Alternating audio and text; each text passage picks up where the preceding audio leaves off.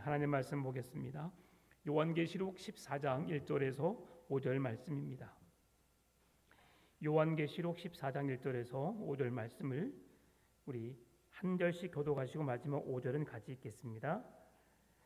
또 내가 보니 보라, 어린 양이 시온 산에 섰고 그와 함께 14만 4천이 서 있는데 그들의 이마에는 어린 양의 이름과 그 아버지의 이름을 쓴 것이 있더라.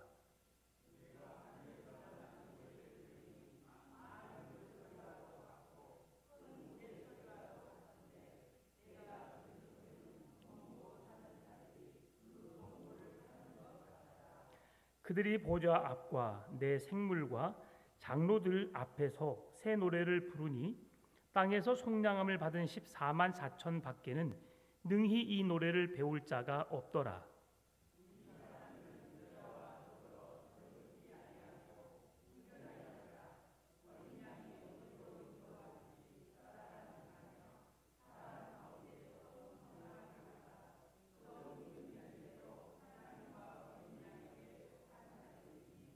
그 입에 거짓말이 없고 흠이 없는 자들이더라. 아멘. 네. 오늘 우리가 함께 읽은 말씀은 이단들이 즐겨 사용하는 그런 본문입니다. 이 성경은 상징적인 의미로 숫자를 우리에게 이야기하고 있습니다. 14만 4천 명이라는 그 숫자적으로 우리가 본다면 지금 아브라함의 시대 처음부터 만약에 말한다면 아담으로부터 지금 오늘 우리의 시대까지가 6천년 역사입니다. 자, 6천년 역사 중에서 14만 4천 명이라 그러면 6천년 중에 1년에 한 2명 내지 3명만 구원받을 수 있는 사람이 있는 거죠. 그래야지 6천년 중에 14만 4천 명이 들겠죠.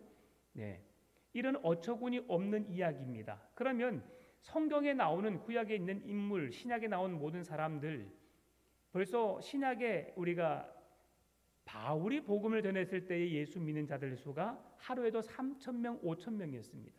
하루에도. 그러면 그 일이 하루만 있었겠습니까? 그가 사역하는 내내는 아닐지라도 성령의 역사가 식을 때까지 최소한 몇 달, 몇 년 정도는 그 역사가 일어났을 거라 생각해 봅니다. 그러면 그때 구원받은 자의 수만 해도 14만 4천 명이나 14만 4천 명밖에 안 되겠습니까? 훨씬 넘는 그 복음이 지금 아시아에까지, 유럽에 이르기까지, 그리고 오늘날 우리에게까지 복음이 선포되었고요. 우리나라에 예수 믿는 사람만 해도 예전에는 한 1,400만, 지금은 한 800만 정도 됩니다. 이단을 제외하고 800만, 조금 더 적게 지금 코로나 지나고 한 800만, 600만 이렇게 이야기하는데 그래도 여전히 800만은 넘는다고 합니다. 통계적으로. 근데 14만 4천 명 말이 되는 소리입니까? 그런데 오늘 이 성경은 우리에게 상징적인 의미로서 구원받은 자의 수를 의미하고 있고요.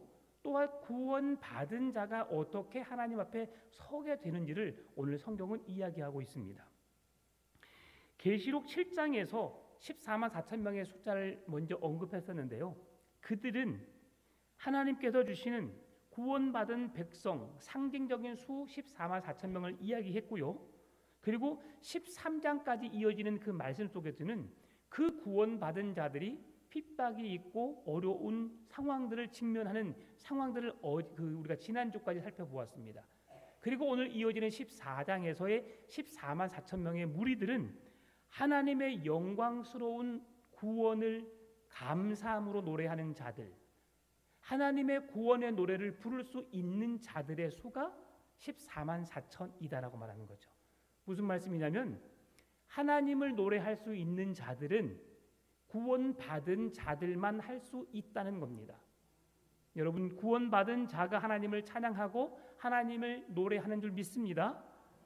우리가 하나님을 아버지라 부른다는 것, 하나님을 우리의 주님 구원자로 믿는다는 것 결코 쉽지 않음을 우리는 잘 압니다. 여러분, 가장 친한 친구가 예수님 믿지 않습니다. 그 친구에게 한번 말해 보십시오. 너 오늘 예수님이라는 사람이 있는데 그분이 너의 주님, 너의 구원자 된다고 한번 말해봐. 누군지 잘 모르지? 내가 소개해 줄게라고 하면서 복음을 전해주고 그렇게 한번 말하라고 해보십시오. 말하는 사람 드뭅니다. 정말 드물어요. 함께 믿다가 우리가 자녀들의 신앙을 점검하지 않으면 교회는 나오지만 자녀들의 입술의 고백 속에서 왜 하나님을 믿어야 돼? 그분이 대체 누군데? 라고 말하는 사람도 분명히 있습니다. 믿는 가정 안에 살고 온 우리의 자녀들도 그렇습니다. 그런데 생소한 예수님을 믿으라고 말하는 그들에게 그 순간 나의 주님 구원자라고 노래할 수 있을까? 말할 수 있을까? 결코 쉽지 않다는 거죠. 그래서 오늘은 이 고백이 뭐냐면 하나님께서 우리를 구원하신 구원의 기쁨과 감격 속에 있는 자들이 부르는 노래라고 할 수 있습니다. 하나님이 우리를 하나님의 나라로 이끄심에 대한 그 구원 받았음에 대한 확신 가운데 서 있는 자들이 부르는 노래라고 할 수 있는 거죠. 같이 한번 1절 말씀을 같이 읽어볼까요? 시작. 또 내가 보니 보라 어린 양이 시온산에 섰고 그와 함께 14만 4천이 서 있는데 그들의 이마에는 어린 양의 이름과 그 아버지의 이름을 쓴 것이 있더라. 아멘. 앞에 보라 어린 양이 시온산에 있다라고 말합니다. 어린 양은 예수 그리스도, 우리의 죄를 속죄하시는 그 예수님을 상징적으로 우리에게 말씀해 주는 표현이죠. 근데 그가 시온산에 있다라고 하는 말씀을 합니다. 시온산은 우리가 보기에 무엇을 말하냐면 결론적으로 말씀드리면 하나님의 나라입니다. 시온성은 하나님의 나라를 말하는 겁니다. 그러니 우리가 예전에 시온 교회가 많이 있었어요. 그죠?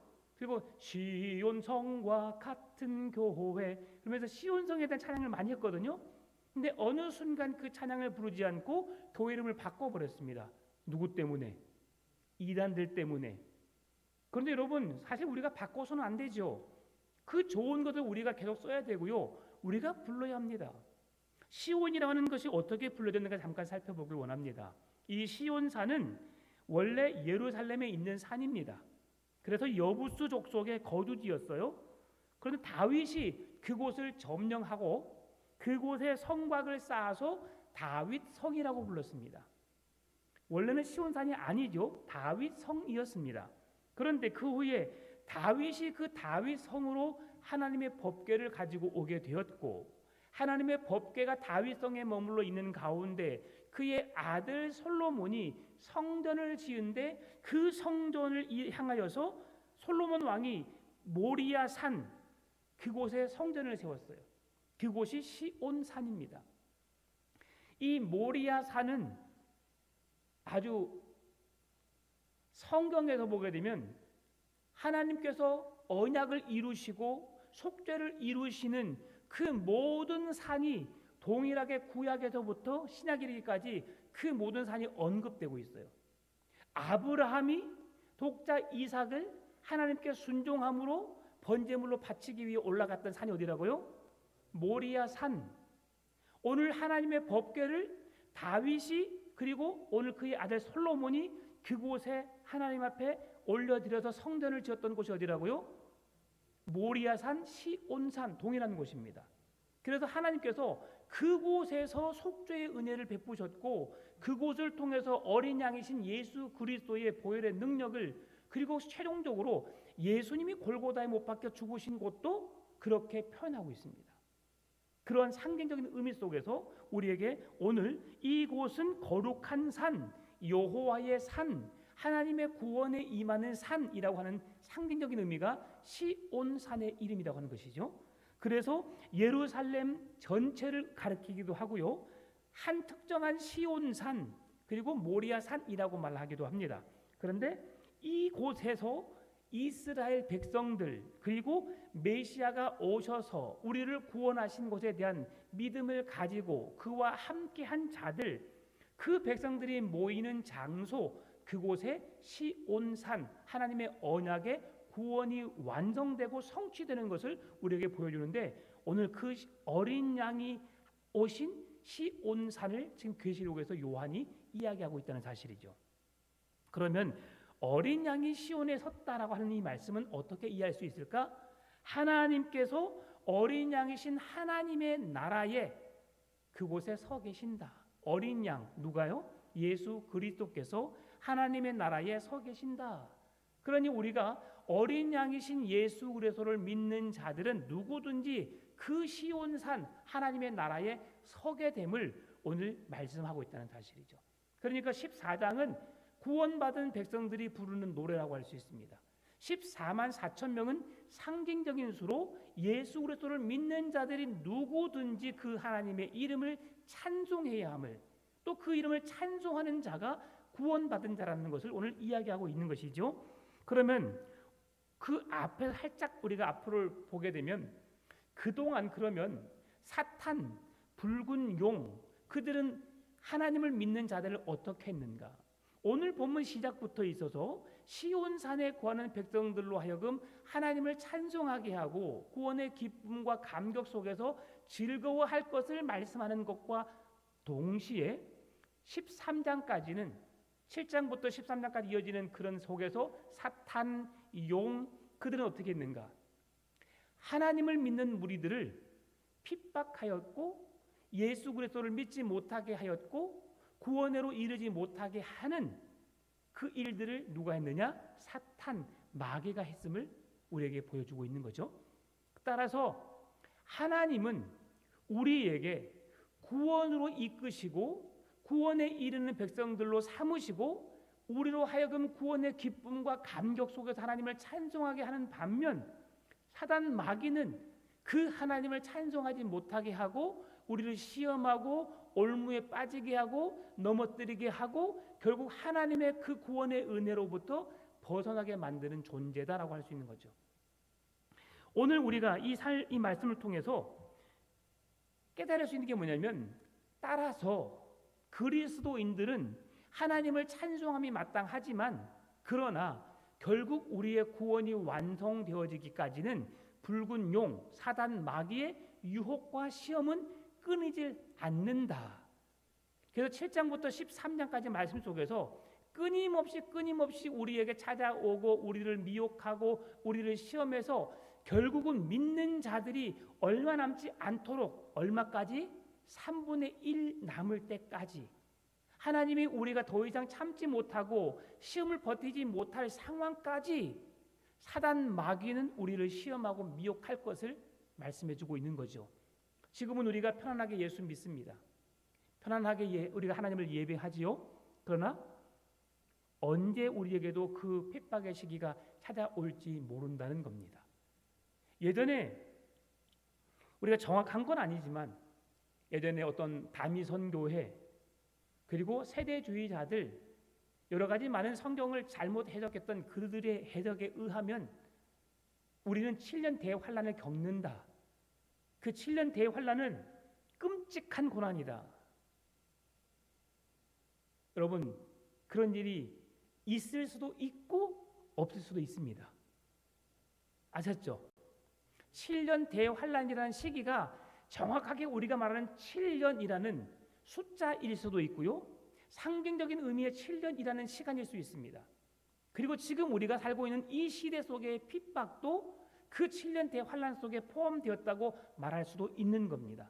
그러니 끔찍한 고난이 찾아온다라고 할 수도 있지만 그렇지 않고 주님을 맞이할 수도 있다라고 생각해 볼 수 있는 거죠. 그러나 세계 각각 곳곳에서는 그런 고통이 뒤따르고 그런 어려움의 순간들이 우리에게 찾아온다라고 하는 것을 기억할 때에 지금이 마지막 때이구나, 주님이 오실 날이 가까웠구나라는 것을 우리가 늘 기억하고 깨어 있어야 된다는 사실입니다. 그러면 14만 4천 명 중에서 하나님은 구원받은 자를 어떻게 하실까? 14만 4천 명의 무리들을 하나님이 어떻게 하실까? 한 생명도 나고자가 없게 하신다. 하나님은 그들을 지키신다. 왜 그렇습니까? 그들이 서 있는데 그들의 이마에는 어린 양의 이름과 그 아버지의 이름을 쓴 것이 있더라. 어린 양의 이름, 예수 그리스도의 이름, 하나님 아버지의 이름을 가진 자들은 결코 그들을 구원해서 제외시키지 않으신다라고 하는 것이 하나님 아버지의 마음임을 말씀해 줍니다. 이러한 것들을 기록해 놓은 말씀이 로마서 8장 38절 39절입니다. 같이 읽어볼까요? 내가 확신하노니 사망이나 생명이나 천사들이나 권세자들이나 현재일이나 장래일이나 능력이나 높음이나 깊음이나 다른 어떤 피조물이라도 우리를 우리 주 그리스도 예수 안에 있는 하나님의 사랑에서 끊을 수 없으리라. 아멘. 결코 여러분을 하나님의 사랑에서 끊을 수 없음을 믿으시기 바랍니다. 내가 예수 그리스도를 주로 믿는 구원받은 하나님의 거룩한 백성인데 감히 사단 마귀가 우리를 그 사랑에서 끊을 수 없다는 거지요. 그런 여러분 담대함을 가지십시오. 사단 마귀 무섭습니까? 무서워 안 무서워요? 자, 사단 마귀는 우리가 말하면 안 무서워라고 할 수 있어요. 그러면 여러분 자 보세요. 산속 깊은 곳에 한 5km를 산속으로 헤매고 들어가요. 그리고 그 안에 외딴 집이 하나 있어요. 거기서 하루 저녁 자고 오십시오라고 하면 여러분, 이야 별장에서 내가 나를 보고 자고 오라고? 땡큐. 그런 사람이 있어 없어요? 인적이 아무도 없어요. 뭐가 무섭죠? 그러죠. 사람이 무서운 거죠. 사람이. 사단 마귀가 무서운 것이 아니라 사람이 무서운 거죠. 사람이. 네. 사람을 무서워합니다. 근데 사단 마귀는 우리의 눈에 보이지 않지만 우리에게 게임이 되지 않는 상대들이에요. 사실 성경을 보게 되면 7명의 장수가 붙어도 사단은 제압할 수 있는 능력이 있어요. 하나님처럼 우리 계속 지난 시간에 계속 말씀드렸죠. 모방한다. 하나님처럼 뭐뭐 같이 이야기 들었었죠. 우리가 그게 지금 사단의 존재예요. 내가 하나님처럼 될 수 있어. 아담과 하와를 유혹했을 때도 하나님보다 더 너가 위대한 존재가 될 수 있어라는 유혹으로 우리를 시험하는 것이지, 그들은 예수 그리스도의 이름 앞에 꼼짝을 못합니다. 지금 사도행전에서 예수 그리스도의 이름으로 권세를 행한 일들이 나오는데요. 나는 예수도 알고 바울도 알거니와 점을 치는 마술하는 너희들은 누구냐라고 오늘 물었죠. 그들이 왜 그랬습니까? 흉내를 내기 때문에 그런 거예요. 예수 그리스도의 이름에 권세가 있음을 믿는 믿음이 아니라 남들이 예수라고 부르니까 나도 한번 불러봐야겠다. 그 이름으로 내가 한번 재미난 일을 해봐야겠다. 내가 그동안 해왔던 마술을 예수의 이름을 섞어서 더 능력 있게 한번 해봐야겠다 라는 식의 흉내를 내기 때문에 그들에게 능력이 안 나타나는 거예요. 귀신이, 마귀가 그들에게 나는 예수도 알고 바울도 알지만 너희들은 누구냐라고 말하는 거죠. 여러분, 사단 마귀는 어찌 보면 무서움의 존재일 수 있습니다. 왜 그러냐면 우리나라는 전설의 고향 때문에 그래요. 어렸을 때 많이 보셨죠, 여러분? 젊었을 때 저녁, 금요일날 저녁인가 토요일날 저녁이면 전설의 고향 묘지 앞에서 그런 걸 해놨기 때문에 묘지 앞에만 지나가면 귀신이 있다고 무서움을 우리에게 갖고 있는 거예요. 결코 무섭지 않습니다, 여러분. 여러분, 예수 그리스도의 영을 가진 자이기 때문에 사단 마귀는 여러분을 적금할 수가 없어요. 왜? 하나님께서 우리의 방어벽이 되어주시거든요. 여러분, 점치는 자들 무당 앞에 여러분 가보세요. 무섭습니까? 신들려서 그 사람들 엄청 강하게 보이잖아요. 여러분 가시면 꼼짝 못합니다. 제가 20살 때 경험했단 말이에요. 20살 때 화순 너릿재 넘어가는 왼쪽 마을에 용현마을이죠. 용현마을. 용현마을에 제가 한번 20살 때 가봤었어요. 근데 거기에 저 위에 올라가면 당산나무가 있습니다. 당산나무. 당산나무에 무당이 구슬 하고 있었어요. 북을 치면 둥둥둥 하고 있더라고요. 그래서 우리 친구들 한 몇 명이서 그 당산나무 밑에서 텐트 치고 잠자기로 했거든요. 올라가면서 우리는 그 사람이 무당인지도 모르고 찬송하면서 올라갔어요. 그랬더니 갑자기 굿이 멈추는 거죠. 몰랐어요, 그 사람 무당인지를. 젊었을 때 순수하게. 그리고 이제 그곳에 앉아서 서성거리고 있으니까 그 어르신이 와서 묻더라고요. 어이 젊은이들 언제 가려나 물어보더라고요. 우리 자고 가려는데요. 그랬더니 짐 싸서 내려가더라고요. 여러분, 우리가 예수 이름으로 그들을 물리치는 사단아 물러가라 하지도 않았습니다. 뭐에 힘이 있는 거예요?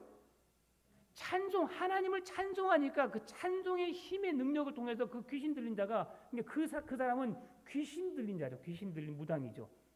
그러니 하나님을 무서워할 수밖에 없고, 만약에 학습 무당이었으면 무서워하지도 않습니다. 하나님의 신을 경험하지 않았기 때문에 무서워하지 않아요. 그런데 그는 신내림 받은 자이기 때문에 우리가 찬송하는 찬송을 통해서 그가 구두를 할 수 없도록 멈춰버렸고, 우리가 가까이 가니까 침사서 내려가게 됐어요. 이건 아주 약한 것 같지만 여러분, 이런 능력이 우리에게 나타납니다. 두려워하지 마십시오. 하나님은 주의 구원받은 백성들, 예수님을 나의 주님 구원자로 믿는 여러분의 삶을 철저하게 지키시고 보호하십니다. 졸지도 주무시지도 아니하신 하나님께서 눈동자처럼 지켜주신 줄 믿습니다. 그 은혜가 있는 거예요. 한 생명도 주님은 구원받은 자를 버리게 하지 않는다. 왜? 하나님은 그 한 영혼을 구원하시기 위해 땅에 오셨기 때문에. 그 목적을 이루시기 위해서 오신 예수님께서 한 영혼을 버리시겠어요? 결코 그렇지 않습니다. 또한 요한복음 10장 27절 28절 말씀 같이 보겠습니다. 같이 읽습니다. 내 양은 내 음성을 들으며 나는 그들을 알며 그들은 나를 따르느니라. 내가 그들에게 영생을 주노니 영원히 멸망하지 아니할 것이요 또 그들을 내 손에서 빼앗을 자가 없느니라. 아멘. 내 양은 목자의 음성을 듣는다. 무슨 말씀입니까? 목자는 누구예요? 예수 그리스도입니다. 예수 그리스도의 말씀을 듣는 자는 결코 하나님께서 내버려 두지 않으시고 그를 영원히 멸망하게 내버려 두지 않으신다. 그리고 그들을 하나님의 손에서 빼앗을 자가 없다. 누가 지켜주시니까? 하나님이 지켜주시니까. 나는 아무것도 아닙니다. 1대1로 나와 사탄이 싸우면 누가 이겨요? 사탄이 이겨요. 우리는 그를 당해낼 수가 없습니다. 그러나 우리 안에 권세 있으신, 능력 있으신 예수 그리스도의 이름이, 그 권세가 우리와 함께하니까 우리는 아무것도 아니지만 나와 함께 하신 하나님께서 사단 마귀를 무찔러 주신다는 거죠. 다윗이 어떻게 골리앗을 이길 수 있었을까요? 다윗이 골리앗을 이길 수 있었던 것은 그의 믿음 때문이었습니다. 너는 칼과 창으로 내게 맞서지만 나는 만군의 여호와 하나님의 이름으로 너와 맞서 싸우노라. 하나님의 이름의 권세가 있는 줄 믿으시기 바랍니다. 하나님의 이름, 예수 그리스도의 이름의 권세가 있는 거죠. 우리가 예수님의 이름만 갖고 있으면 귀신은 무서워 떱니다. 한 길로 왔다가 7길로 도망가는 역사가 일어나게 될 줄로 믿습니다. 저녁에 잠이 안 오신다고요? 뭔가 으스스한다고요? 담대하게 외치십시오. 내가 나사렛 예수 그리스도의 이름으로 명하노니 이 가정을 묶고 있는 모든 어둠의 권세들은 떠나갈지어다. 예수 그리스도의 이름으로 명하노니 사단 마귀는, 악한 마귀는 예수 그리스도의 이름 앞에 무릎 꿇고 7길로 도망갈지어다. 여러분 선포하십시오. 그리고 여러분의 머리에 손을 얹고 하나님, 나에게 단잠을 주십시오. 나에게 편안함을 주십시오. 주님의 승리가 나의 승리가 되게 해주시라고 기도할 때 주님은 여러분의 마음에 평안함을 주실 줄 믿습니다. 하나님은 구원하시겠다고 선택한 백성 결코 버리는 경우가 없어요. 사람은 버릴 수 있습니다. 우리 의형제 맺자, 우리 평생 함께 가는 거야? 라고 했던 약속이 깨지기도 합니다. 왜 그렇죠? 사람이니까요. 연약하니까요. 우리가 했던 말도 책임을 질 수 없는 존재이니까요. 그래서 우리는 사람입니다. 그러나 하나님은 그 계획하심이 한 번도 실패하심이 없고 예수님을 이 땅에 보내셔서 우리에게 내어주신 것이, 세상 사람들은 하나님이 실패하여서 그런 일을 행하였다 말하지만 하나님은 결코 실패가 아니라 구원을 완성하기 위한 놀라운 계획이었음을 우리에게 보여주신 것이지요. 그 죽으심과 그 부활하심을 통해서 놀라운 구원의 새 역사를 써내려 가신 거죠. 그 이름으로 권세 있게 하시고 그 이름으로 우리의 이마에 인치게 하셨고 하나님의 거룩한 백성 삼아 주셨다는 사실입니다. 여러분, 예수님의 이름, 권세 있는 이름을 붙드시기 바랍니다. 그러면 오늘 14만 4천 명이 오늘 2절과 3절에서 하나님의 보좌와 내 생물과 24 장로들이 어떻게 노래하는지를 함께 읽어보겠습니다. 내가 하늘에서 나는 소리를 들으니 많은 물 소리와도 같고 큰 울의 소리와도 같은데 내가 들은 소리는 검은 고 타는 자들이 그 검은 고를 타는 것 같더라. 그들이 보좌 앞과 내 생물과 장로들 앞에서 새 노래를 부르니 땅에서 속량함을 받은 14만 4천 밖에는 능히 이 노래를 배울 자가 없더라. 아멘. 많은 물소리, 여러분 찬양곡 아시죠? 많은 물소리 보셨나요? 찬미 예수 1000, 찬미 예수 500, 찬미 예수 2000, 그리고 많은 물소리라고 하는 찬양 악보가 있었어요. 네, 그런 찬양이 뭐냐면 우리 복음성가를 묶어놓은 책입니다. 하나님을 향한 구원받은 자들이 불러야 할 노래, 많은 물소리와 같다라고 하는 것은 하나님을 찬양하는 소리, 절절절절절 흐르는 콸콸콸 쏟아지는 그 소리가 하나님을 찬양하는 소리여야 하는, 하나님을 구원받은 하나님의 백성들이 불러야 하는 노래, 14만 4천 땅 속에 거하는 하나님의 거룩한 백성들이 불러야 할 노래, 그 노래가 구원받을 자만 노래를 부를 수 있고 구원받은 자만 그 노래를 배울 수 있다라고 성경은 말씀해 주고 있습니다. 사도 요한이 많은 물소리와 큰 우레소리와 검은 고소리 같다라고 말씀했는데 우리가 불러야 할 찬양 소리가 이처럼 우렁차게 이처럼 큰 소리로 하나님을 높여 찬양해야 함을 말씀하고 있다는 사실이죠. 여러분, 하나님을 찬양할 때 기쁨으로 찬송하기 바랍니다. 우리는 내 기분에 맞춰서 노래합니다. 내가 즐거우면 찬양도 즐겁고 행복하고 은혜스러워요. 내가 괴로우면 찬양이고 뭐고 아무것도 은혜가 되지 않아요. 누구에 의해서 그게 좌우돼요? 내 감정에 의해서. 그러나 하나님을 믿는 사람들은 내 감정이 아닌 하나님이 나에게 주신 믿음, 그 구원의 노래를 구원받은 자로서 내 기분과 상관없이 하나님을 마음껏 큰 소리로 외쳐 찬송해야 되는 줄 믿습니다. 그런 찬양이 우리에게 있어야 됩니다. 그 노래는 땅에서 구원받은 자 14만 4천 명 구원받은 자들만 불러야 할 노래이고요. 그 노래는 그 구원받은 자들만 배울 수 있는 노래임을 말씀해 주고 있는 겁니다. 그래서 이 노래를 부를 수 있는 자는 오직 성령으로 거듭난 자들, 성령 안에서 주 예수를 나의 주님 구원자로 믿는 자들이 불러야 할 노래임을 오늘 성경은 말씀해 주고 있습니다. 여러분의 마음속에 구원의 감격이 있습니까? 오늘 여러분의 마음속에 하나님을 찬송하고 싶은 열망이 있으십니까? 그 믿음으로 주님을 찬송하시기 바랍니다. 새 노래로 찬송할 수 있습니다. 이 구원의 기쁜 찬송이 날마다 여러분의 삶을 통해서 고백되어질 수 있기를 바랍니다. 날마다 아침에 일어나면서 저녁에 잠자는 그 순간까지 여러분의 입술의 고백 속에서 하나님을 찬송하시길 바랍니다. 마지막 오늘 본문의 4절 5절입니다. 이 사람들은 여자와 더불어 더럽히지 아니하고 순결한 자라 어린 양이 어디로 인도하든지 따라가는 자며 사람 가운데에서 속량함을 받아 처음 익은 열매로 하나님과 어린 양에게 속한 자들이니 그 입에 거짓말이 없고 흠이 없는 자들이더라. 아멘. 하나님을 찬송하는 자의 모습이 어떠해야 하는지 큰 소리로 하나님 앞에 우렁차게 힘있는 찬송을 불러야 함을 우리에게 말씀해 주는데요.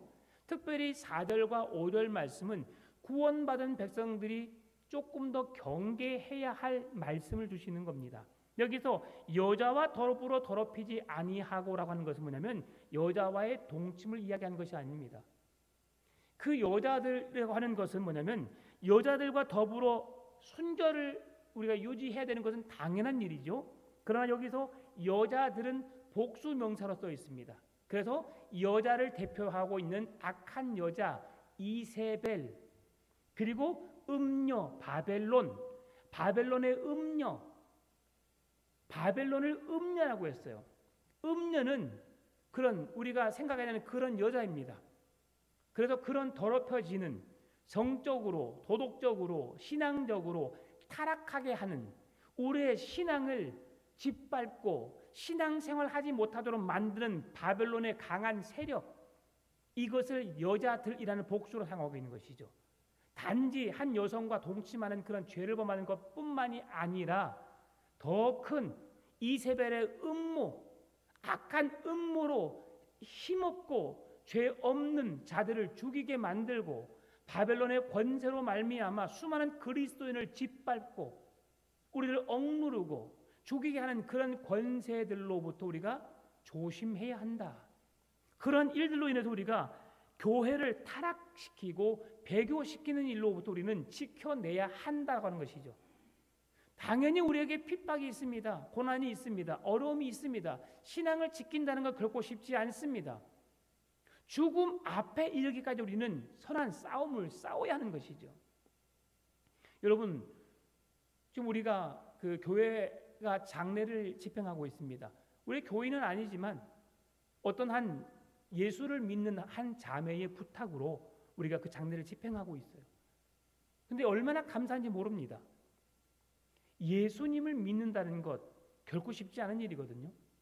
그런데 그 구원받은 백성이 가정을 구원하기 위한, 사랑하는 아버지를 구원하기 위한 몸부림을 치는 겁니다.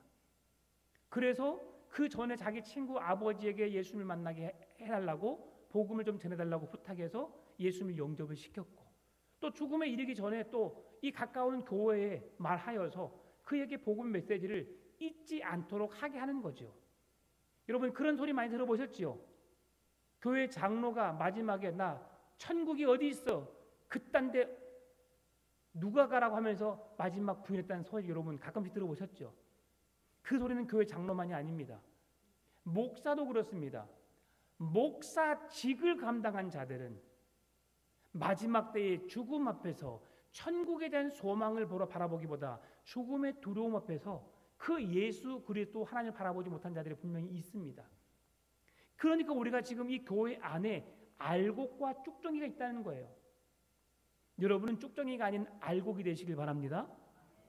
하나님께서 주신 그 구원의 은혜 선물을 결코 그 누구도 해할 수 없고 그 값진 구원의 선물을 빼앗을 자가 없다고 하는 그 축복이 오늘 우리에게 주는 메시지인 줄 믿으시기 바랍니다. 내 것이 되어야 돼. 내 것이. 당신의 것이 아니라 내 것이 되어야 됩니다. 구원의 기쁨이 당신에게만 있는 것이 아니라 내 안에 있어야 되는 거예요. 내 안에. 그래서 여러분 안에 지금 구원의 기쁨이 있습니까? 라고 물어보는 거예요. 여러분 안에 예수 그리스도로 인해서 참 소망을 삼고 기뻐하고 즐거워하고 있는가? 예수 그리스도를 믿음으로 영원한 천국에 대한 소망에 대한 확신이 있으신가라고 물어보는 거예요. 그렇지 못한 자가 많거든요. 그래서 참 그 장례가 너무 귀합니다. 오늘 너무 감사한 것은 저를 포함 14분이 오셨어요. 정말 감사하더라고요. 이런 일에 교회가 더욱 힘써야 될 줄 믿습니다. 우리도 바빠요. 우리도 이렇게 이런저런 일을 행할 일이 많아요. 그런데 왜 우리가 그렇게 가서 그들을 조문하고 그 가정을 찾아가서 같이 예배 드려줍니까? 그 가정에 구원의 은혜가 임하도록 우리가 그렇게 헌신하는 거예요. 우리가 희생하는 거죠. 구원은 값없이 주는 선물이지만 이 귀한 선물을 아무나 받을 수 없습니다. 하나님의 택한 백성이 이뤄야 받는 것이죠. 그 구원의 은혜가 우리의 가정에도 또 그 가정에도 놀랍게 임하게 되시기를 바랍니다. 오늘 마지막 말씀을 마무리하면서 그러면 14만 4천 명이 어떤 자들인가라고 한 것을 다시 한번 살펴보고 말씀을 마무리하기를 원합니다. 첫 번째로 14만 4천 명은 속량받은 첫 열매로서 성부와 어린 양께 속한 자들이다. 성부와 어린 양의 이마에 성부의 이름 앞에 우리가 속한 자다라고 오늘 성경 말씀해 주고 있어요. 하나님 어린 양께 속한 자다. 성부 하나님께 속한 자다. 누가요? 14만 4천 명이. 그래서 이들은 여자와 더불어 더럽히지 않는 순결한 자다. 그리고 영적인 의미에서 순결한 자임을 의미하고 있습니다. 영적으로 순결한 자, 우상에게 우리의 마음을 빼앗기지 아니하고 하나님만 섬기는 성결하고 고귀한 자들, 신실한 믿음의 사람들, 하나님을 버리고 우상을 섬긴다는 것, 이것이 음행입니다. 그런데 우리는 음행이 아니라 하나님을 버리고 하나님께 바람피는 자가 아니라 하나님을 나의 구원자로, 나의 하나님으로 믿으며 그 하나님 안에 거하는 자, 그래서 속량을 받은 첫 열매로서 예수 그리스도의 보혈의 은혜로 속량받은 구원받은 백성으로서 하나님께 속한 자다라고 하는 것이죠. 두 번째는 14만 4천 명은 어린 양이 어디로 인도하든지 따라가는 자입니다. 어린 양은 목자의 음성을 듣는다. 그 목자는 어린 양을 어떤 경우에라도 잃어버리지 않도록 지키신다. 그것이 바로 잃은 양 한 마리의 비유입니다. 여러분, 우리가 생각했을 때, 저도 그 말씀을 처음에 이해하지 못했을 때는 그런 생각을 했어요. 왜 99마리의 귀한 양을 내버려 두고 한 마리의 양을 찾으러 가실까? 여러분, 99마리는 어디에 있을까요? 어디에 있죠? 우리 안에 있어요. 우리 안에. 어떤 날 짐승도 어떤 사단 마귀의 권세도 침투하지 못할 그런 보호 속에 있는 거죠. 그러니 지금 주인이 그 우리에 넣어놓은 그 양들 99마리는 하나님의 은혜 속에 하나님을 사모하는 믿음 안에 거한 99마리라고 하는 거예요. 그런데 한 마리의 양은 그 주님의 은혜를, 주님의 사랑을, 주님의 품을 떠난 한 마리 양이죠. 사단 마귀에 의해서 세상의 미혹을 통해서 세상으로 떠나간 자를 말합니다. 그러면 주님은 그 한 마리의 양을 찾기 위해서 사나운 짐승들, 늑대와 이리 그런 내 생명의 위협을 받는다 할지라도 그 한 마리의 양을 찾기 위해서 밤을 헤매고 무서운 맹수들과 맞서 싸우면서까지도 한 마리의 양을 구원해내길 원하시는 것이 우리 주님의 모습이다. 주님의 마음이다라는 것을 우리에게 보여주는 것이죠. 이것이 주님이 잃어버린 한 마리의 양을 찾으시는 주님의 마음입니다. 그런 주님께서 여러분을 가만히 내버려 두시겠어요? 결코 사단에게 빼앗기지 않도록 여러분을 강하게 지켜주시는 줄 믿습니다. 여러분, 누가 해할 자가 없어요. 그래서 어린 양이 어디로 가든지 우리들 14만 4천 명 구원받은 자들은 예수님이 가시는 곳을 따라가는 자들이다. 그 무리를 내가 사망의 음침한 골짜기에 있을지라도 그것으로 이끄시는 어린 양과 함께 있는 그곳이 내게 가장 행복한 순간이라는 사실을 여러분 고백하시기 바랍니다. 여러분, 슬플 때도 기쁠 때도 괴로울 때도 즐거울 때도 주님의 은혜임을 고백하시기 바랍니다. 주님 고맙습니다. 내가 이런 상황에 이런 환경에 놓여 있지만 그럼에도 주님을 신뢰합니다. 주님을 사랑합니다. 이제 장례를 마치면 그 사람이 우리 교회에 고마움을 가질 것 같아요. 우리가 기쁨으로 감당했든 아니면 억지로 감당했든 그것이 중요한 것이 아니라 그 슬픔에 놓여있는 유가족들에게 우리가 함께 동참하여서 그 가정을 위로했다는 것 자체가 그들에겐 큰 잊을 수 없는 기쁨일 것 같습니다. 여러분은 귀한 선물을 하시는 거예요. 이런 일에 마지막까지 동참해 주시면 감사하겠습니다. 바쁘시지만. 세 번째로는 14만 4천 명은 첫 번째와 거의 같은 의미인데요. 속량함을 받아 처음 익은 열매로 하나님과 어린 양에게 속한 자다. 처음 익은 열매, 어린 양의 보좌에 속한 자, 그리고 오늘은 처음 익은 열매다. 그 열매 나무 중에서 십자가의 구속의 열매를 통해서 우리가 맺어진 구원을 받은 자들이다라는 것을 말씀해 주고 있습니다. 처음 익은 열매라는 것은 하나님께 속한 백성, 하나님의 거룩한 백성이라는 의미입니다. 하나님과 어린 양 되시는 주님께 속한 자로 살아가는 것, 주님의 속량함을 받아서 구원의 은혜를 입는 자들이라고 할 수 있는 것이죠. 마지막으로 14만 4천 명은 그의 입에 거짓말이 없고 흠이 없는 자다라고 5절에서 말씀해 주고 있습니다. 입에 거짓말이 없고 그리고 흠이 없는 자다. 이세벨, 음녀 바벨론, 그들은 거짓과 권모술수로 사람을 해하고 아무 죄 없는 자들을 그렇게 죽임에 이르기까지 이끄는 자들, 구원받은 하나님의 백성을 멸망으로 이끄는 자들, 그러나 구원받은 백성들의 입술에는 거짓이 없고 그들에게 흠이 없는 자다. 왜 그렇습니까? 예수 그리스도께서 흠도 없고 티도 없으신 것처럼 그에게는 흠모할 만한 것도 없고 자랑할 만한 것도 없었지만 그는 연한순같이 너무나도 연하여서 순하여서 금방이면 부러질 것 같고 상하여서 넘어져 쓰러져서 다시 일어서지 못할 것 같지만 그러나 강하신 주님이 우리 하나님이 그의 손을 붙드셨고 예수님은 강하셔서 어떤 사단 권세의 미혹 앞에서도 결코 넘어지지 않으셨고 그가 지셨던 십자가를 완성하심으로 구원을 이루셨던 것이지요. 그래서 거짓을 사랑하는 세상과 구별된 참 진리 안에 거하는 자, 하나님을 믿는 구원받은 백성들의 입술에는 거짓말이 없어야 합니다. 거짓을 말해서는 안 되지요. 제가 전도사 시절 때 저보다 나이가 2살이 많지만 이름이 성경이에요. 성경. 김성경. 은혜스럽지 이름이. 예. 항상 성경을 지니고 사는 사람이에요. 근데 그 목사님이, 그 전도사님이 제가 한번 이야기를 했어요.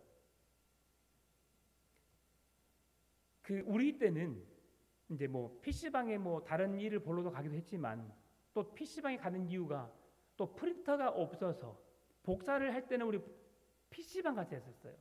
하나에 50원인가 그때 100원인가 200원 주고 복사를 해야 되는 상황이 있어요. 자, 이런 상황에서 근데 어떤 상황이든 간에 그 전도사님이 강점이 뭐냐면 누군가가 전화를 합니다. 그런데 불편한 자리에 있으면 우리 뭐라고 말해요? 잠깐 나와 있어요. 잠깐 나와 있는 건 맞아요, 안 맞아요? 맞아요. 아주 큰 범위 내에서는 맞아요. 그러나 정확하게 어디라고 물었을 때는 내가 어디 있어요라고 말하는 게 옳은 거죠. 그러면 그분은 만약에 PC방에 있으면 저 PC방이요. 그리고 얼마 전에 당구장이 건전한 스포츠였죠. 예전에는 그 건전하지 못해서 당구장은 썩 이미지가 안 좋았어요. 그럼 당구장에 있었고 뭐라고 말해요? 당구장이요. 저도 가끔씩 우리 동기 목사님들 모이면 당구장 가요. 우리 아내 귀가 너무 좋습니다. 당구장 가는 걸 소리 안 내려고 잠깐 왔어.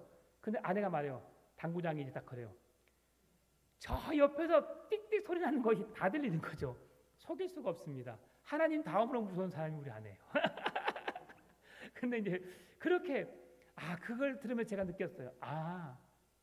우리는 쉽게 거짓말이 아닌 것처럼 꾸며대는 것을 우리가 그냥 습관처럼 이야기하지만 저분은 정직이라는 것이 삶에 배어 있구나. 나도 그래야 되겠구나. 어떻게 해서든 내가 거짓을 말하려고 꾸미려다 보니까 하나의 거짓을 숨기려고 보니까 2개의 거짓말을 해야 되고 2개의 거짓을 숨기려고 하니까 4개의 거짓말을 하게 되는 우리의 죄악된 본성을 없앨 수 있는 이유는 인정하는 거구나. 사실대로 말하는 거구나. 라는 걸 깨닫게 되었어요. 하나님 구원받은 백성들의 부르는 입술 속에서 거짓이 없어야 하고 거짓말이 없어야 되고 흠이 없는 자여야 한다. 오늘 우리가 어떻게 흠이 없을 수 있겠습니까? 그러나 흠이 없기 위해서 노력을 해야 되는 것이죠. 너희 죄 붉을지라도 주홍같이 붉을지라도 어린 양의 보혈이 덮어버릴 때에 우리의 죄가 눈과 같이 희어질 줄 믿습니다. 그것은 무슨 말씀입니까? 우리는 불완전하지만 완전하신 예수 그리스도의 은혜 속에 거할 때에 하나님은 그 은혜로 우리를 구원내신다는 거죠. 우리가 완벽해서가 아닙니다. 우리가 철저해서가 아닙니다.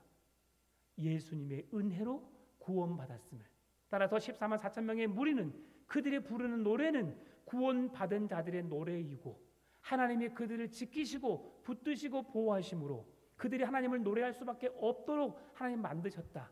오늘 그 구원하는 그 입술의 고백이 여러분의 삶을 통해 나타날 수 있기를 바랍니다. 그럼 우리가 무엇을 해야 되는가? 날마다 말씀, 성경을 펼쳐야 합니다. 날마다 우리의 입술을 열어 하나님을 찬송해야 합니다. 날마다 우리의 이 하나님의 성령의 역사를 기대함으로 두 손 모아 간절히 기도해야 될 줄 믿습니다. 말씀 앞에 서고 찬송하고 기도하는 우리의 삶을 통해서 하나님이 우리를 주님 오시는 그날까지, 나의 생명 다하는 그날까지 구원으로 이끄실 줄 믿습니다. 이 구원의 기쁨과 감격이 여러분의 삶에, 가정에 넘쳐나시길 바라고, 주님 오시는 그날까지 자자손손 믿음의 기업을 잇는 복된 가정 되시기를 주의 이름으로 축원합니다.